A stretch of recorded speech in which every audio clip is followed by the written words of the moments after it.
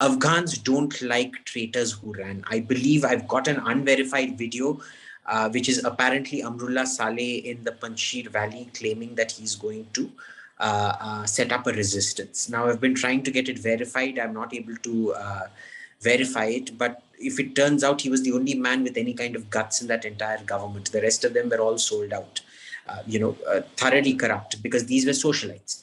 Having Ghani and Karzai as president of Afghanistan is like having, Arundhati Roy as prime minister of India. It doesn't work that way.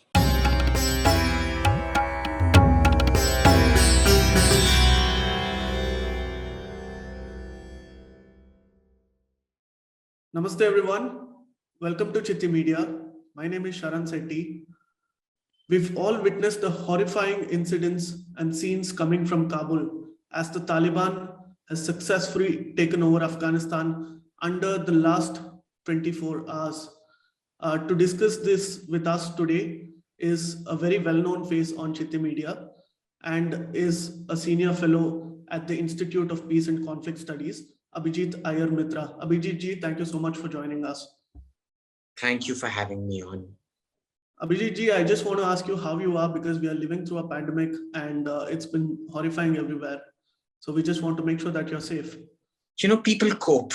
That's life. So life goes on irrespective. I suspect that's going to be the same in Afghanistan as well. It's not optimal, but they're a resilient people. They'll cope. Right. That's extremely terrifying to hear as well. But we hope that things will get better for everyone in India and in Afghanistan. Having said that, with your permission, I'd like to move on to my first question. We've all seen the incidents, the scenes at Kabul airport and how it's emerging. Refugees are trying to flee Afghanistan for their life, for their safety, and many of the countries are turning them away. And just now we witnessed 3 people falling down from a C-17 American aircraft. What are your initial comments? Where do these people actually go from now? Well, look, it could be like the first Taliban takeover, where they took Najibullah out of a diplomatic compound, tortured him, cut off his genitals while he was still alive, and then hanged him from a lamppost. Or it could be like the fall of Saigon, where reprisals were not taken out on the local people. There is bound to be panic. Remember, even these scenes coming out of Kabul, they have happened after the Taliban has fully taken control. So it's not the Taliban shooting at people and things like that happening right now. It's more a case of panic where they've been given time to leave and things like that. These were probably people who had interpreted or collaborated with the Americans in some way, who would be on death lists. It says a lot more about America's perfidy than anything else, rather than anything about the Taliban at the moment. But these things are inevitable in any war scene where the final act is being played out, right? It happened in Baghdad. It happened in Saigon. It happened in Berlin, all these places.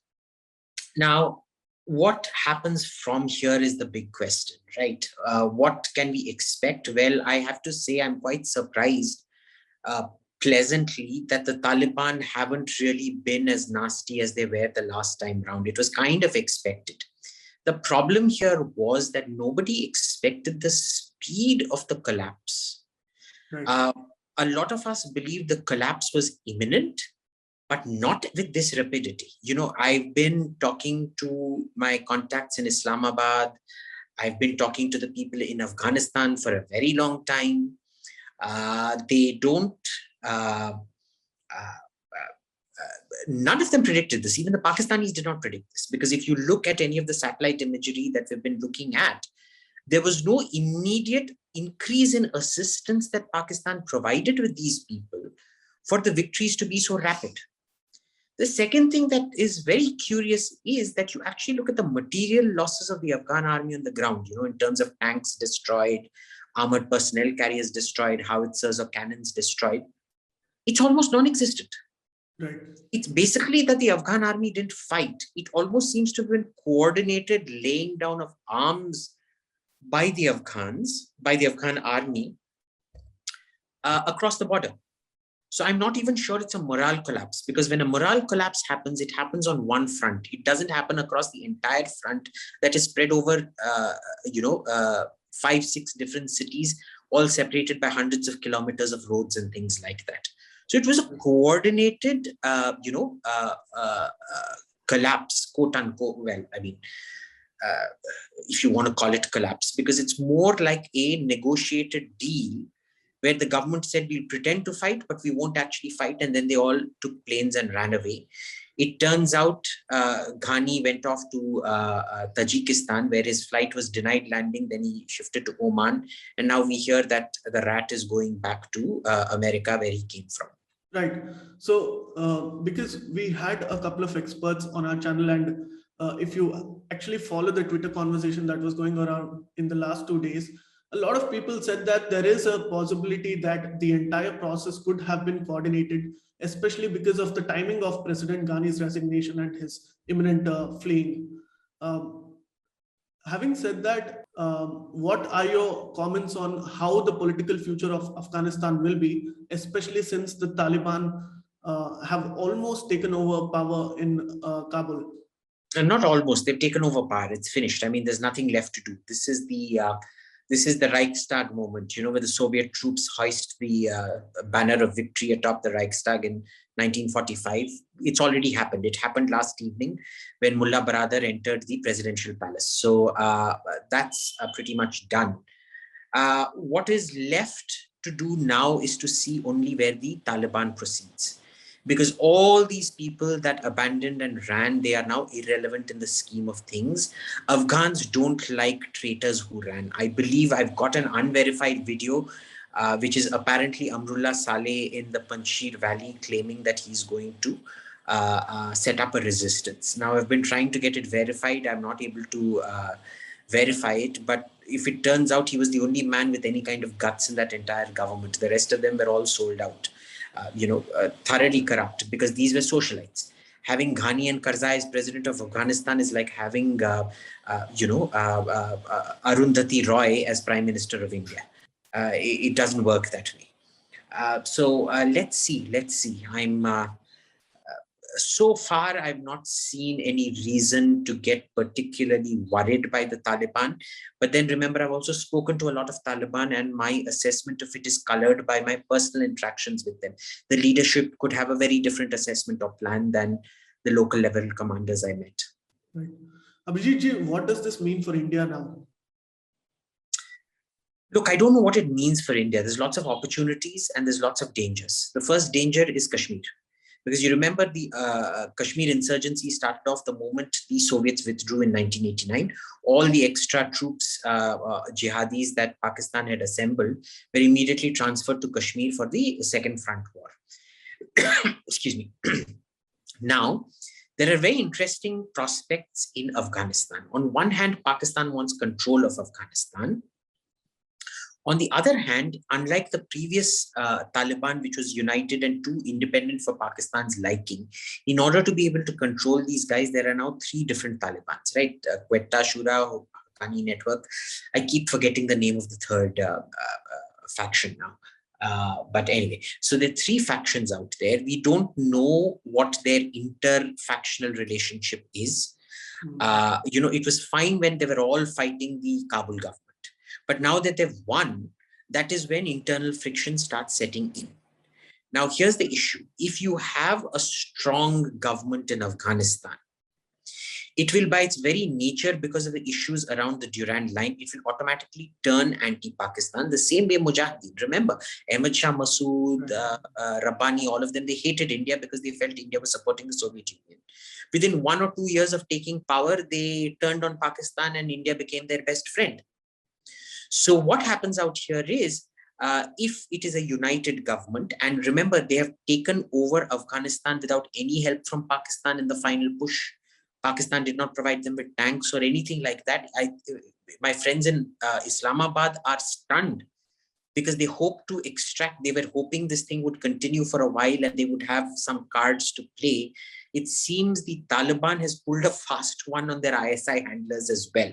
So there's a lot of panic even in Islamabad at the moment, surprisingly. Now, if they are a nationalist government, them turning on Pakistan is only a matter of time, because, between the Pakistani Taliban and the Afghan Taliban, the membership is highly interchangeable. Sometimes they will go fire at American and Afghan troops. Sometimes they will come and fire at Pakistani troops. So this is one situation. The second situation is Pakistan wanted control over Afghanistan's mineral resources. So, the estimates are there's about $3 trillion worth of new age minerals that go into mobile phones and information age technology under Afghanistan's soil. Now, the thing is, had there been a unified government, there were prospects of controlling it. Without a unified government with three factions at each other's throats, there is no prospect of controlling it, right? So Pakistan, Saudi Arabia dreams may not materialize at all. The third issue is China. Because if China starts getting those contracts, then Pakistan's complaint is, listen, China didn't do squat in Afghanistan. We were the ones who trained the Taliban, supplied the Taliban, took the blowback of training terrorists. Because, when you train terrorists, like Hillary Clinton said, though, she doesn't even listen to herself given the number of terrorists she's trained. If you breed snakes in your backyard, you can't expect them only to bite your neighbors. They will end up biting you. So they feel they have picked up the cost, but China walks away with the price. So that is something they're absolutely not going to allow. Plus, they're worried about their debt situation with China. So they also want Afghan minerals to pay off their debt. Now, how is that going to be possible right now? The Pakistanis don't know, because they've bet on a territorial notion of strategic depth, but they now find they've either all of these theoretical calculations were fine till you come to power, right? It's fine running 15 different terror organizations like Lashkar-e-Toiba, Hizbul Mujahideen, Harkatul Ansar, and all of that in Kashmir. But remember, in Kashmir, these chaps have never come to power. It's always been the Indian government in power out there. Now, once they are in power, that equation will change completely. Power equations will change. So the Pakistanis are worried. The Chinese don't know what's going to happen. The only thing that you can say for certain that was common to all these four countries, Russia, China, Pakistan, and Iran, was that America had pissed every single one of them off. Okay. Now, when you're in a country like Afghanistan, where you depend either on China or on Pakistan or on Russia or on Iran for transport, for you to have alienated every single one of them doesn't speak very highly of American diplomacy at all.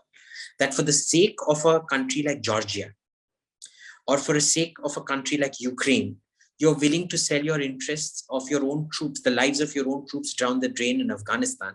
So their entire policy, America, China, Pakistan, and Iran, was to kill as many Americans and see to it that America suffers from a South Vietnam-style humiliating defeat, which has now happened. It's very interesting that you brought that point up, Abhijit Ji, because already the world is talking about whom to blame for the current crisis in Afghanistan. President Joe Biden is standing his ground and says that this is important for America, that it pulls out on time, and that there is a transitional government there, and the democratic government has to be in power. But again, we've moved on from there and different developments have taken place. Now, a lot of the Democrats are also blaming President Donald Trump because he's the one who initiated the Doha peace process. How will this play out in domestic American polity? Look, the Doha peace process might have been initiated by Trump, but it was set in motion way before by the Barack Obama Biden administration, when they started off with this good Taliban, bad Taliban. Ultimately, Doha was just a formal manifestation of what had been happening for a very long time out there, right? Number one. Number two, Trump had a withdrawal plan and everybody attacked him for it. But when Biden came up with a much more radical plan, which essentially just believed whatever the Taliban said, there was no trust but verify mechanism on the ground, Biden bears the entire responsibility for this. I mean, the man was so clueless. There is his video from exactly 1 month back, slightly more than 1 month back, 8th of July, where he's saying Afghan forces are the best in the world. There are 300,000 of them. They are equipped. They are not going to fall. So, there is the kind of delusional, and it was a cyclic delusion, because the leadership in America believed it. The intelligence agencies were giving the same input and things like that. I mean, Biden didn't pull these numbers out of thin air. Obviously, it was fed to him. The man is too demented to be able to come up with these numbers himself. I don't think he even knows what he had for breakfast. That's how short a memory he has. So you blame it on the president who presided over it. And in this case, it was Biden. He has been in power now for over 6 months. This is squarely on him. Right. Abhijit ji, you have traveled extensively across Afghanistan, and I will end with this question. And you also said that in the rural parts where we are supposed to travel, because most of the journalists limit themselves to Kabul and say, hey, we've gotten an experience of Afghanistan. And I also plead guilty because I went through the same experience. But you also make a very interesting point. You say that outside the urban centers of population, the Taliban actually enjoys a big mandate. Could you explain to our viewers on why you believe so and some of your experiences from your on-ground travel in Afghanistan? Right. So see, the thing is, we look at the Taliban as an organization. I wouldn't say they enjoy a mandate, but the Taliban are the Afghan people. They are not special Afghan people from Mars. So if you look at all these World War movies and World War narratives, they won't say the Germans committed atrocities. The Germans didn't commit the Holocaust, the Nazis did. Who were the Nazis? Were they extraterrestrials from Mars? Nazis were Germans. The German people voted for Hitler. Hitler was democratically elected. So the Taliban are Afghan people. You go even in cities, all this sophisticated women's rights nonsense, LGBTQ rights nonsense that you hear on TV, which people love hearing about because it, satisfies their own self-image of themselves. That is less than 1% of the Afghan population. Even in cities themselves, the standard answer I used to keep getting was, what do you mean by Taliban? Why do you talk about them being separate? They are us, we are them. The only complaints I had were in Shia areas like Herat. And even their thing was, why did they come and kill us? We believe in the same things. You go to village Afghanistan where there is absolutely no government authority and things like that. The treatment of women and things like that is their lived reality out there. So the Taliban is bringing nothing new out there. Right. And the other thing is the Taliban has a very swift justice resolution system. Unlike the Afghan government, which bureaucratized everything and was corrupt as hell. So you had to pay money and you still won't get your justice at the end of the day. So it was, the swiftness, the easy binaries of the Taliban, combined with the fact that the Taliban were them, they were speaking the local language, they followed the local customs, no change. So, there was this distinction. It simply didn't exist. When you go talk about Ashraf Ghani or Hamid Karzai to average Afghans, they just don't give a crap. Like, I never saw a portrait. You'll see lots of portraits of Ghani up on billboards and things. But you know who the people are supporting, because they all put pictures of who they love on their cars. Not all, but a lot of them do. Mind you, in Taliban areas, I saw lots of cars, in fact, more in Taliban areas, that I saw lots of cars with images of former President Najibullah. Right. Same Najibullah that Taliban had executed for collaboration with the Soviet Union. I found none of Karzai and I found none of Ghani. And that itself should tell you a lot. So like I said, basically taking a champagne-swigging socialite out of New York, pretending to be a great statesman and just parachuting them into a rigged election in Kabul was never going to work. So let's keep our minds open about the Taliban, because even the Taliban is matured. Now, will they fall back on their own ways, on their old ways? Yes, there is that possibility. But personally, I would just wait and watch. Right.